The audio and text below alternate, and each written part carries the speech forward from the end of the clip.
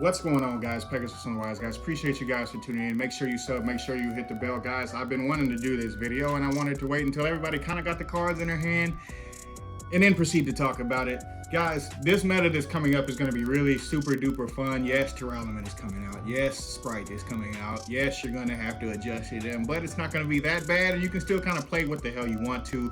So let's talk about some of those decks. We're going to talk about 5 meta options that you can have. And additionally, we're going to have an additional video where there's going to be 5 decks that are in the rogue category and some of them just one stuff. So let's get into it, shall we? First up, guys, in talking about some of the meta options that we can clearly talk about, clearly you guys already know about Sprite, right? It will clearly be the strongest deck when it's released, and it will definitely dominate, in my opinion, the meta, at least until the Toralmon stuff gets their Shizu support. Obviously, you guys already kind of know about that and the milling and the exchange of the Spirit Trap card and how powerful that's going to be. But additionally, you have to start to kind of focus on what's going to happen with Totally Awesome. Is Toad still going to be around for that long? Are we going to go into a full season? And there's been a lot of rumors on the ban list and all that. Long story short, guys, the play style of Sprite is so good that it's just going to consistently do the same thing, and anytime that deck is a real deck inside of the meta, and Konami keeps repeating this pattern every single year, this deck is the consistent factor that you're going to want to pick up if you like consistent decks that have linear plays to do the same thing over and over again, and all you have to do is find a tech. That would be your meta option number 1. Let's get into the next deck. Guys, on this one, we got to talk about Toralmon. I'm still kind of messing around with what the hell the pronunciation is actually supposed to be. But since we got to talk about this deck, I think this is the versatile, mid-range, explosive option that a lot of wombo combo players love playing. And I definitely feel like it's going to be a very, very powerful option. But let's talk a little bit more in depth about it. Basically, you guys, in a nutshell, and this is just my opinion, the deck is almost immune to hand traps. Now, it sounds a little bit crazy, like, yeah, you lose to Dimension Shifter, so don't take it that way. You can get caught by a Droll at the right time. But as far as Nibiru hurting you the same way, if you're playing Pure, you can like stop on 3 or 4. If you're not playing the Pure version, you're going to be able to just keep pushing and walking through hand traps. And if it's not DD Crow, and the way that these effects mill, it basically is kind of doing what DRYTRON did a little while ago, and that, guys, is that it made some hand traps just not matter. Like, let's say Imperm just didn't quite matter the same, so Imperm lost favor. That's what I feel like Toralmon is going to do to a lot of different decks, and it remains to be seen with all of the innovation that's going to come, what the adjustments are going to be. Are people going to really play V-Size Starfrost like that? There's so much more to talk about that it would just, I could talk for 30 minutes about that alone. I'm not going to. Let's get into the next.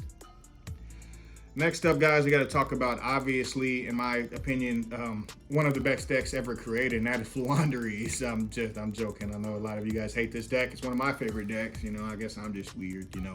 But anyways, guys, the ability for it to be able to keep doing what it's doing in a period or a time period in Yu-Gi-Oh! Where people are going to be picking up new decks and trying to figure out what in the world is going on.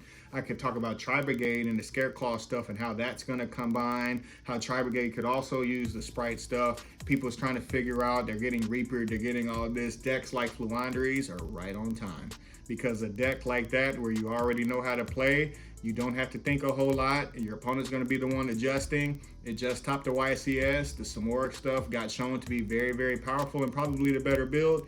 FLOOWANDEREEZE is an excellent choice as well, and Impin is still Impin. Granted, these new decks can pretty much play by putting stuff in defense, but it's just the simple fact that they're strong in general, and they're already known, all the plays. That's very, very powerful, guys. Let's get into the next one.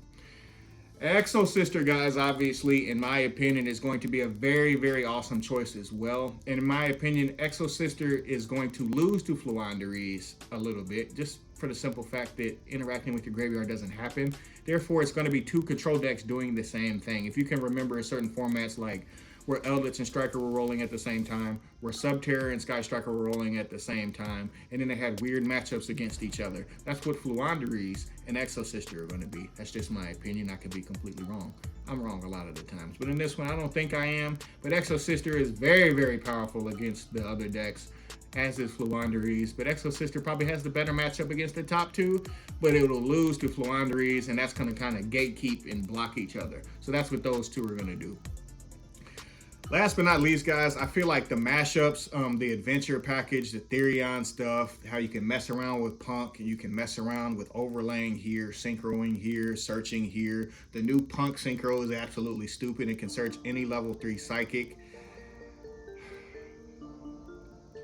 The Cosmo player in me is hurt by that. But anyways, guys, I definitely feel like those are the number 5 deck. I'm adding in stuff like the Dragon Link stuff as kind of mixing in that, like ABC would kind of be pulled into that. All those kind of decks where all these decks are kind of pulling all these engines from different locations. Pure Punk is actually pretty good too. And there's just so much more that I could talk about, but the long story short version of it is any of those decks that are pulled up by an engine like Adventure, it's just something you have to consider as well, guys. I hope this meta version has helped you kind of know what's coming, what to expect as far as the best decks in the room are concerned. And I definitely have to leave an honorable mention of the TriBrigade Scareclaw stuff, because there's not enough information on it. And until we know, who knows where the hell it's going to land. But I feel like the 5 are pretty good choices. I appreciate you guys for tuning in. Pegasus out. Make sure you look out for the other one. Arrivederci.